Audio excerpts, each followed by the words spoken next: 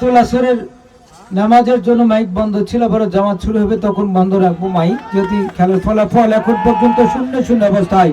আক্রমণ টাঙ্গাইল টাঙ্গাইল টাঙ্গাইল, তারিখ জানিয়ে দিব খুব শীঘ্রই। এই মাঠে খেলার হেরেছিল গোলকিপার জ্যোতি শিহাব। আবেদক টপ ইয়ারে ভাসিয়েছেন উদ্দেশ্য সাধিত খেলোয়াড় বলবাজার 2 নম্বর জার্সি রাব্বি, ক্লিয়ার করেন বলবাজার জাহিদ। 9 নম্বর জার্সি সজীব, নাম্বার 9 খেলে ভেরি ফাইন। 6 নম্বর জার্সি রহিত, রহিত রাখতে পারেন 2 নম্বর জার্সি শান্ত।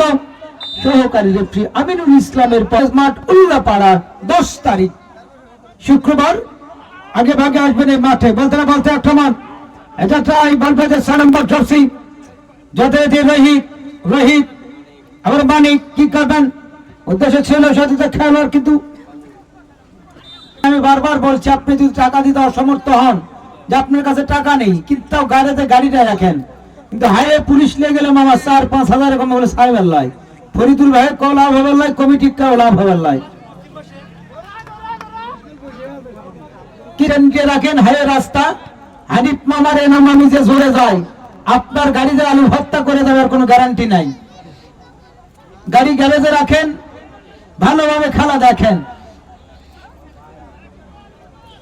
পারছিলাম না তখন কমিটির মিম ডেকোরেটর আমাকে রইসউদ্দিন ভাই, এই যে মাইক আর 15 মহিলাদের দেন, এটা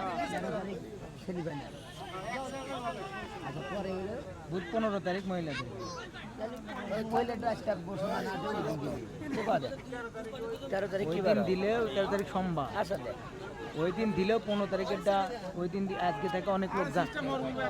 আচ্ছা ঠিক আছে।